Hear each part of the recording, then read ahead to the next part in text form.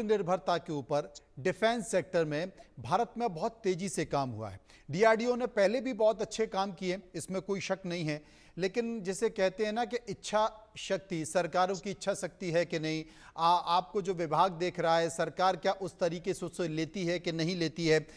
2001 के पहले बहुत ही ठंडे तरीके से डीआरडीओ चलता था।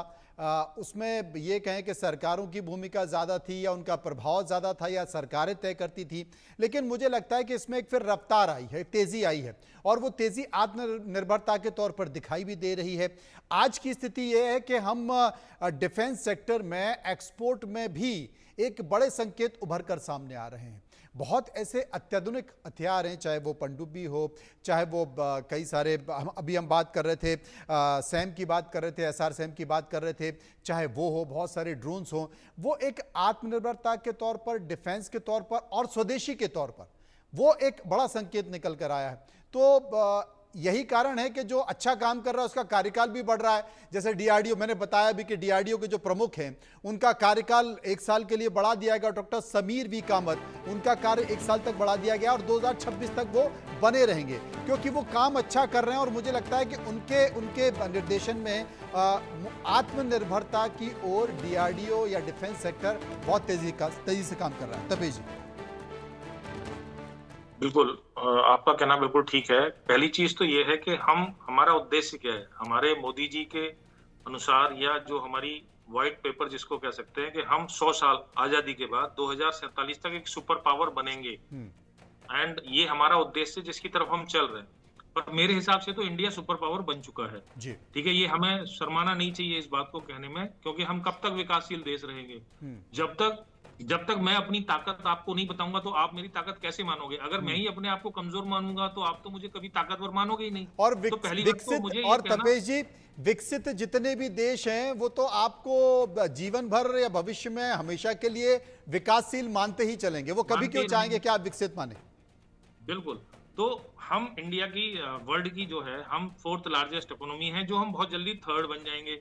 रशिया जो सुपर पावर है वो तो शायद पहले 10th में भी नहीं है अभी।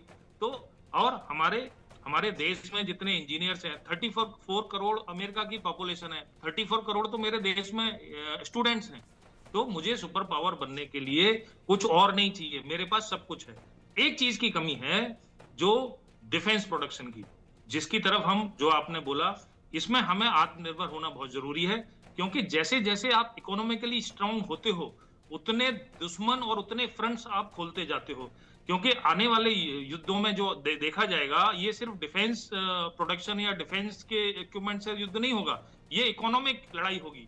तो इकोनॉमिक लड़ाई से अपने आप को सुरक्षित करने के लिए आपका डिफेंस प्रोडक्शन में आत्मनिर्भर होना बहुत ही एक सराहनीय कदम है, जिसकी तरफ हम बढ़ रहे हैं। एक एग्जांपल देता हूं, 2013-14 में से अगर मैं 2024-25 फाइनेंशियल ईयर को कंपेयर करूं, इस आत्मनिर्भरता की तरफ, हमारा 25,000 करोड़ रुपए का लास्ट ईयर डिफेंस एक्सपोर्ट था, जो 34 टाइम्स है 2013-14 से।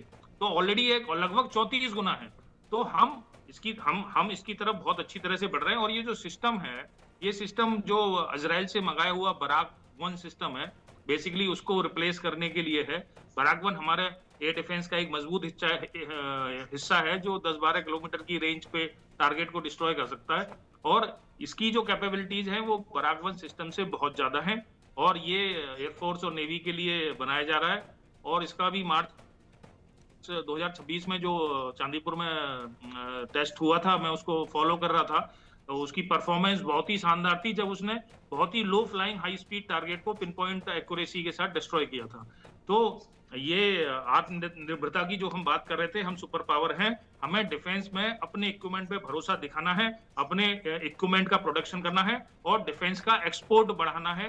तभी हम एक एक्चुअल सुपर पावर, मैं तो आज भी मानता हूं, पर जिस दिन आप 100% डिफेंस में निर्भर हो जाएंगे, जैसे अब तेजस का मामला अटका हुआ है, अमेरिका ने अटका दिया, F404 F414 इंजन नहीं दूंगा मैं, तो अब हमारा तेजस का प्रोडक्शन, तो ये चीजें जो हैं हमें मेंटली और इकोनॉमिकली और इमोशनली बहुत ज्यादा हर्ट करती हैं, और जिससे हम नहीं बढ़ पाते आगे अपनी चीजों को लेके, हमारे प्लान्स को डिस्टर्ब करती हैं। लेकिन जब हमारा प्रोडक्शन इन हाउस होगा तो उसकी जो सप्लाईज हैं, उसके जो रिक्वायरमेंट हैं, आप जब चाहे तब उन रिक्वायरमेंट्स को फुलफिल कर सकते हैं। देखिए, आप विदेश से जो मिसाइल्स है ना, आप इक्विपमेंट तो खरीद लेते हैं, लेकिन आप मिसाइल्स को बहुत ज्यादा दिनों तक स्टोर नहीं कर सकते अगर उनका यूज नहीं है, क्योंकि everything has a cost and everything has a expiry. जी। तो हर इक्विपमेंट की एक्सपायरी होती है, तो आप एक लिमिटेड अमाउंट ही स्टोर कर सकते हैं। लेकिन जब प्रोडक्शन लाइन आपके देश में खुली हुई है, तो आपको स्टोर की भी जरूरत नहीं है, तो आप पैसा भी बचाते हैं और विद कॉन्फिडेंस बचाते हैं कि मेरी प्रोडक्शन लाइन है, जब मुझे ज्यादा जरूरत पड़ेगी तो मैं उसको खोल लूंगा।